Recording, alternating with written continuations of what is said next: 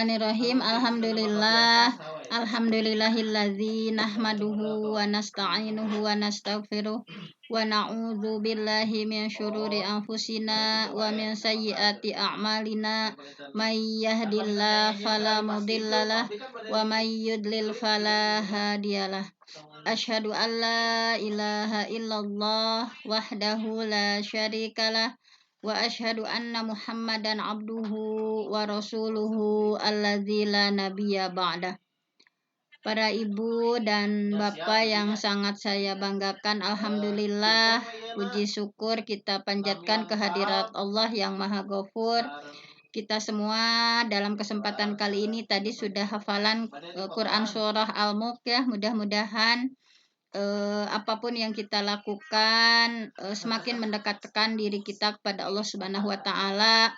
Dilanjut dengan sekarang yaitu tafsir Al-Fatihah untuk ayat 1. Nah, insyaallah akan saya mulai. Mohon maaf untuk share screen terlebih dahulu. Nah, ini tafsir surah Al-Fatihah ayat 1. Sebagaimana yang sudah kita sepakati, juz 30 udah agak-agak hampir itu ya, udah dibahas bagian, dan di Ramadan ini kita masuk pada juz 1 dari surah Al-Fatihah. Di sini mungkin melanjutkan ya yang kemarin, di antara fadilah atau keistimewaan dari surah Al-Fatihah ini. Baik, saya akan sajikan di sini ya hadisnya. Hadis mengenai keutamaan dari Quran surah Al-Fatihah, khususnya di sini di ayat 1 ya. Bismillahirrahmanirrahim. Insyaallah di sini saya akan bacakan terlebih dahulu hadis keutamaan tentang Bismillah ya, ayat pertama yaitu Bismillahirrahmanirrahim. Nah, di sini ada Ani bin Abbas, langsung saja ya ke tengahnya. Ani bin Abbas, hadis diterima dari Abdullah bin Abbas, anna Utsman bin Affan, bahwa Utsman bin Affan radhiyallahu an, semoga Allah meridhoinya, sa'ala Rasulullah sallallahu alaihi wasallam, bahwa Utsman bertanya kepada Rasulullah sallallahu alaihi wasallam. Bertanya tentang apa? An Bismillahirrahmanirrahim, yaitu bertanya tentang ayat ya, Bismillahirrahmanirrahim. Faqala, maka Rasulullah menjawab bahwa Bismillahirrahmanirrahim itu adalah bahwa basmalah itu adalah ismun, merupakan salah satu dari nama min asma'illah, di antara nama-nama Allah. Jadi Bismillahirrahmanirrahim itu, basmalah itu merupakan ismun min asma'illah, yaitu salah satu dari nama-nama Allah.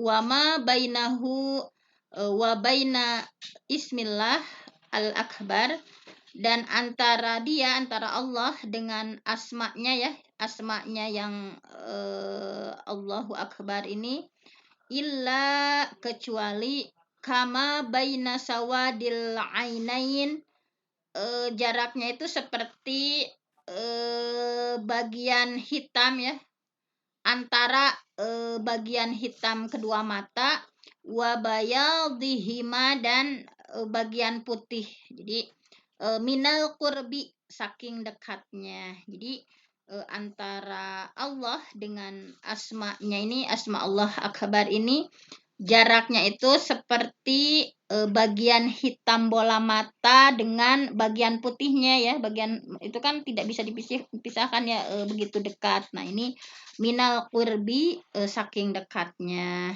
Nah, seperti itu. Itu diantara keistimewaan dari bismillah itu seperti itu.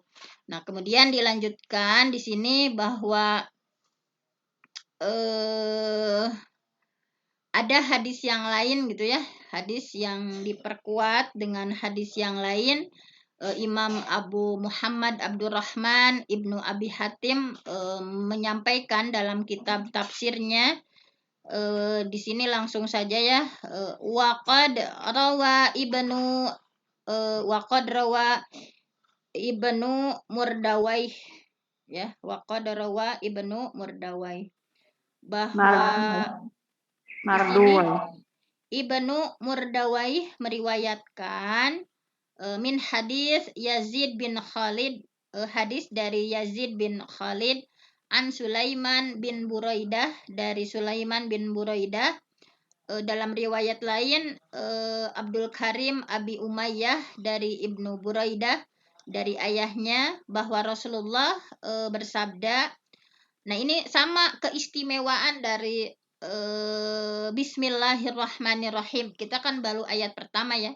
Keistimewaan atau keutamaan dari Bismillahirrahmanirrahim. Unzilat alayya ayatun. Rasulullah bersabda bahwa unzilat telah diturunkan alayya kepadaku ayatun, yaitu satu ayat. Lam tanzil ala nabiyyin ghairi Sulaiman bin Daud. Yang ayat tersebut yang Bismillahirrahmanirrahim tadi belum pernah diturunkan kepada seorang nabi pun ya, belum pernah Allah turunkan Bismillah itu kepada seorang nabi pun kecuali gitu ya, kecuali siapa? Selain dari Sulaiman bin Daud, Nabi Sulaiman. Jadi ayat Bismillahirrahmanirrahim ini hanya diturunkan kepada Nabi Muhammad dan Sulaiman, ya, sebelumnya kepada Nabi Sulaiman bin Daud, Nabi Sulaiman putra Nabi Daud. Wa ghairi, dan kepada selainku. Nah, jadi tadi wahia, yaitu ayatnya yang mana? Yang hanya diturunkan kepada Nabi Sulaiman dan Nabi Muhammad itu adalah Bismillahirrahmanirrahim, yaitu Bismillahirrahmanirrahim. Nah, itu subhanallah, bahwa begitu istimewanya ya kalimah Bismillahirrahmanirrahim. Nah, ketika kalimah atau ayat Bismillahirrahmanirrahim ini turun gitu ya, ketika ayat ini turun, maka ketika Allah menurunkan kalimah Bismillahirrahmanirrahim ini, maka seluruh awan berhamburan ya, lari ke arah timur. Jadi lari ke arah timur ya. Kemudian angin hening gitu, tidak bertiup. Angin itu mencek urang mah teu bernapas, tidak meniup. Kemudian lautan menggelora gitu. Jadi lautan pun menggelora. Semua binatang mendengarkan melalui telinga mereka nih. Jadi ketika turun Bismillahirrahmanirrahim ini, semua binatang mendengarkan dan semua setan dirajam dari langit. Nah, itu begitu istimewanya kalimah Bismillah. Pada saat itu Allah bersumpah dengan menyebut keagungan dan kemuliaannya, bahwa tidak sekali-kali asmanya ya, asma Allah yang ada dalam basmalah kan Bismillah Allah, tidaklah sekali-kali asmanya yaitu yang ada dalam Bismillah itu diucapkan kepada sesuatu, melainkan pasti ya, pasti Allah memberkatinya gitu. Subhanallah gitu ya. Jadi ketika kita mengucapkan Bismillahirrahmanirrahim, ada asma Allah di sana, pasti Allah memberkatinya. Makanya kita kan mau apapun Bismillah ya, segala sesuatu, mau makan Bismillah, mau melakukan apapun diawali dengan Bismillah gitu ya, karena tadi begitu istimewanya kalimat Bismillahirrahmanirrahim. Nah, di sini disebutkan ya bahwa Ibnu Mas'ud menyampaikan bahwa barang siapa yang ingin diselamatkan oleh Allah gitu ya dari malaikat Zabaniyah yang jumlahnya 19. Masih ingat ya, Zabaniyah itu adalah malaikat penjaga neraka ya, yang menyiksa di neraka. Nah, barang siapa yang ingin Allah selamatkan dari malaikat Zabaniyah, maka bacalah Bismillahirrahmanirrahim. Allah akan menjadikan sebuah surga ya untuknya bagi setiap huruf dari basmalah untuk menggantikan setiap malaikat Zabaniyah. Nah, hal ini disampaikan oleh Ibnu Atiyah dan Al-Qurtubi dan didukung kuat oleh Ibnu Atiyah dalam sebuah hadis yang menyebutkan bahwa faqad ra'aitu. Nah, di sini ya sudah ada ya, masih kecil-kecil ya tulisannya. Faqad ra'aitu, faqad sungguh ra'aitu aku melihat bid'atau wasalasin, melihat lebih dari bid'ah wasalasin, lebih dari 30 malakan, malaikat ya batadiruna, mereka berebut mencatat gitu ya. Jadi kata Rasulullah, faqad ra'aitu, sungguh aku melihat bid'atan wasalasina malakan, lebih dari 30 malaikat ya batadiruna, berebut mencatat liqauli rajul, yaitu seseorang yang mengucapkan Rabbana walakal hamdu hamdan katsiran tayyiban mubarakan fi. Rabbana, wahai Tuhan kami, walakal hamdu, bagimu segala puji, hamdan katsiran, dengan pujian yang sebanyak-banyaknya, tayyiban, baik, mubarakan fi, dan diberkati. Nah, jadi mengingat jumlah semua hurufnya ada 19, nah disampaikan seperti itu gitu ya. Nah, dan kita pun sebetulnya ini sudah sering mendengar ya bahwa begitu istimewanya kalimah Bismillahirrahmanirrahim. Di sini pun saya sajikan ada hadis dari Imam Ahmad bin Hambal dalam kitab Musnadnya. Beliau menyebutkan bahwa langsung saja ya pada yang pokoknya an Rodif an Nabi Shallallahu Alaihi Wasallam, di sini langsung ya bahwa qala asara bin Nabi ya, bahwa Asim yang menyebutkan ia pernah mendengar dari Abu Tamim menceritakan hadis dari seorang yang pernah membonceng Nabi gitu ya, yang pernah membonceng Nabi, asaro bin Nabi Shallallahu Alaihi Wasallam. Jadi ada seorang sahabat yang pernah membonceng Nabi. Fakultu, maka aku berkata gitu ya, yang membonceng itu berkata, tak isa syaitan gitu. Jadi yang ngebonceng teh iya mencek orang mah terperosok gitu ya, ketika unta kendaraan Rasulullah terperosok gitu ya, maka ia menyebutkan, jadi sedang dalam tunggangan Nabi onta ya, sahabat sama-sama gitu ya. Nah, ketika unta Nabi itu terperosok, maka ia menyebutkan seperti ini, ta'isa syaiton, celakalah setan. Jadi kayak kita kalau kecelakaan gening sok alas ya, misalkan kalau di Sunda mah aduh setan, misalkan seperti itu. Celakalah setan, ta'isa syaiton. Terus faqalan Nabi sallallahu alaihi wasallam, kemudian Nabi bersabda gitu ya, ketika orang tersebut untanya terperosok malah bilang celaka setan jadinya, maka Rasulullah mengatakan seperti ini, la taqul, kamu itu jangan berkata seperti itu, jangan berkata ta'isa syaiton, kamu jangan ketika terperosok ya yang dibilangnya celaka setan cina. Fa innaka, maka sesungguhnya idza qulta, kalau kamu terperosok kemudian bilangnya ta'isa syaiton, celakalah setan, ta'al goma, maka setan itu makin membesar gitu. Jadi ta'azoma, dia makin membesar. Jadi ukurannya pun membesar gitu ya, setannya membesar dan menguasai. Wakola, tapi kalau kita celaka atau tijalike atau gebisnya jatuh misalkan atau apa, maka wakola. Nah, dan si setan itu kalau kita bilang cilaka setan misalnya seperti itu, maka dia akan membesar dan setan itu akan berkata, biquwati, cina ya, dengan kekuatanku, sora tuhu, aku bisa mengalahkannya. Cina. Jadi semakin membesar dan semakin berkuasa menguasai diri manusia gitu ya. Dengan kekuatanku aku akan mengalahkan manusia ini. Cina. Tapi kata Rasul, wa idza qulta, kalau kamu bilangnya gini, bismillah. Nah, ini keistimewaan bismillah. Tapi kalau kamu berkatanya bismillah dengan asma Allah, dengan nama Allah, tasaghara. Niscaya setan itu mengecil. Nah, ini subhanallah kalau kita bilang bismillah, bismillah, bismillah.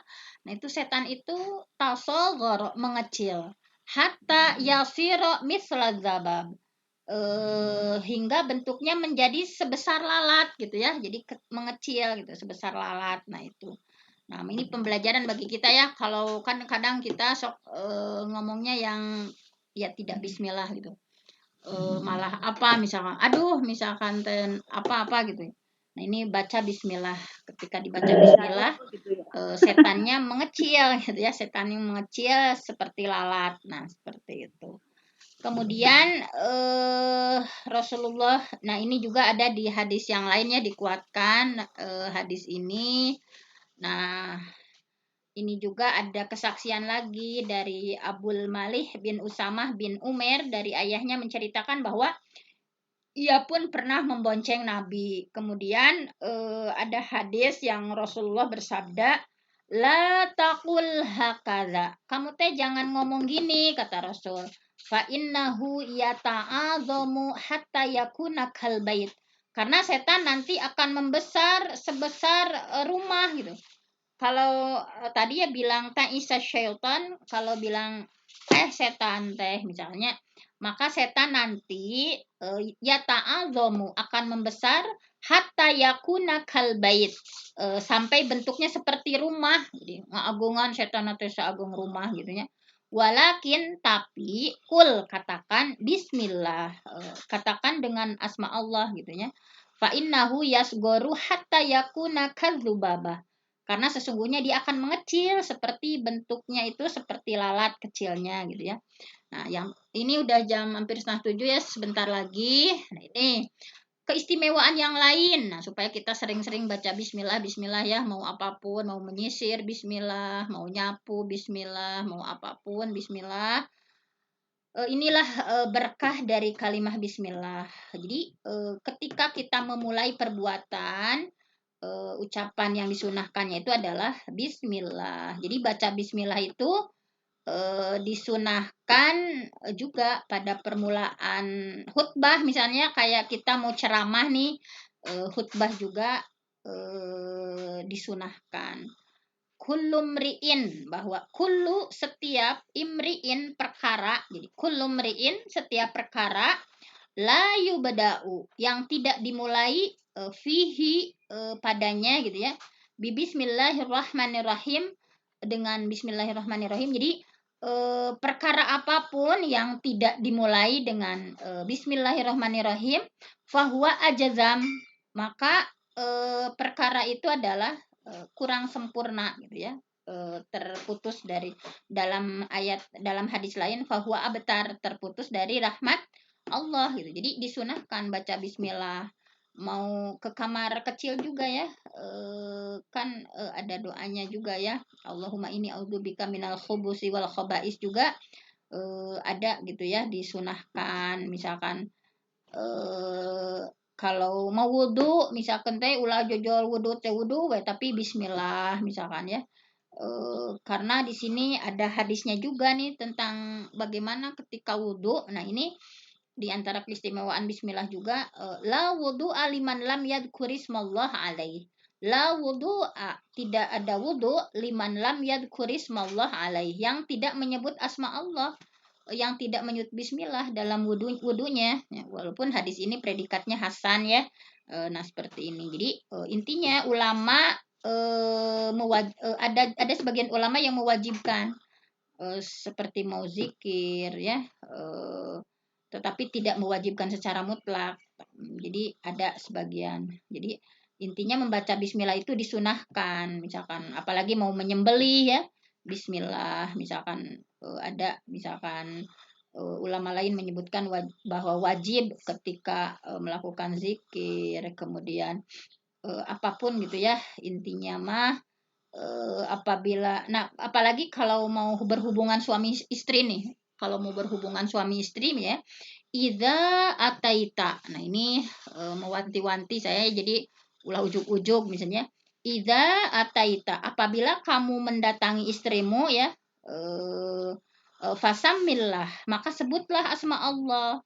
Fa innahu, maka sesungguhnya ketika disebut asma Allah ya, mau berjima atau berhubungan suami istri, in wulidalaka waladun, apabila ditakdirkan melalui jima tersebut kamu punya anak gitu ya, kutibalaka biadadi anfasihi, maka pasti dicatatkan bagimu kebaikan-kebaikan sesuai dengan helaan nafas, wa anfas dzurriyyatihi hasanat, dan setiaan helaan nafasnya dari keturunan kita itu hasanat, kebaikan-kebaikan. Jadi intinya ketika kita mau berhubungan suami istri misalnya, fasamillah, bismillah, Allahumma jannibna syaitan wa jannibi syaitan ma razaqtana. Nah, ketika dengan berjima tersebut Allah menakdirkan punya putra putri, punya anak, maka akan dicatatkan bagi yang membaca basmalah tadi kebaikan-kebaikan hasanat, menurut setiap helaan nafasnya itu dicatatkan kebaikan-kebaikan gitu ya. Walaupun hadis ini tidak ada asalnya ya kalau menurut Ibnu Katsir. Tapi intinya kita ambil spiritnya saja. Kalau menurut Ibnu Katsir hadis ini tidak ada asalnya, belum pernah melihat dalam kitab yang lain gitu ya. Tetapi pada dasarnya intinya tadi disunahkan aja bismillah. Jadi disunahkan baca bismillah ketika makan gitu ya. Kita udah tahu ini mah kalau mau makan mah jadi ulah celebek misalnya. Saya ingatkan nih misalkan kul, kata ini hadisnya dari bahwa Rasulullah pernah ya bersabda kepada anak tirinya, yaitu Umar bin Abu Salamah.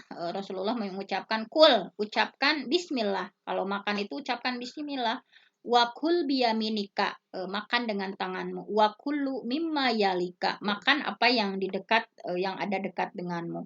Nah, jadi dalam keseharian kita ya, mau tadi mau berhubungan suami istri, mau makan gitu ya.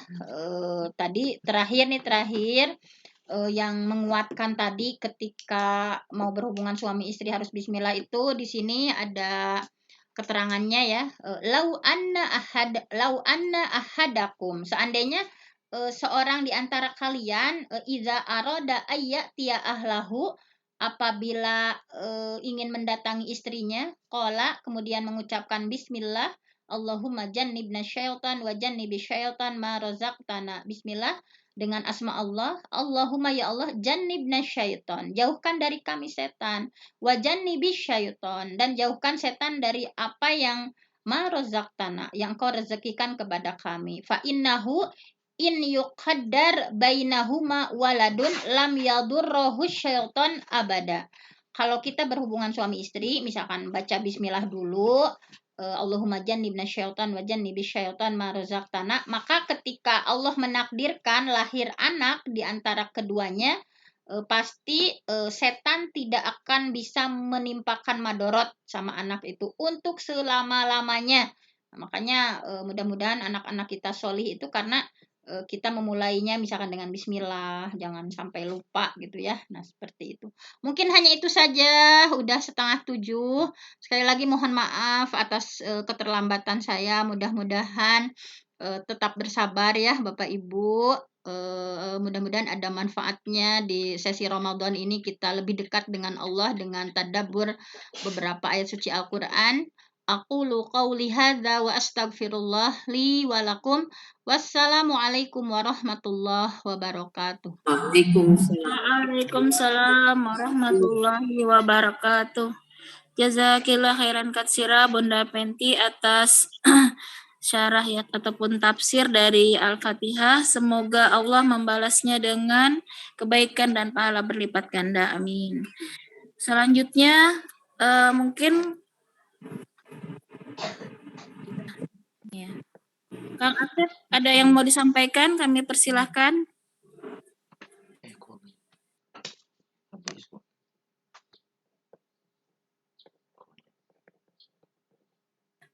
Halo Kang Asep.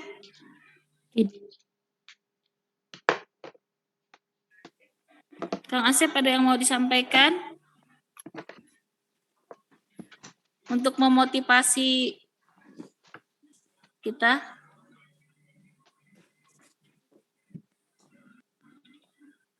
Halo Kang Asep.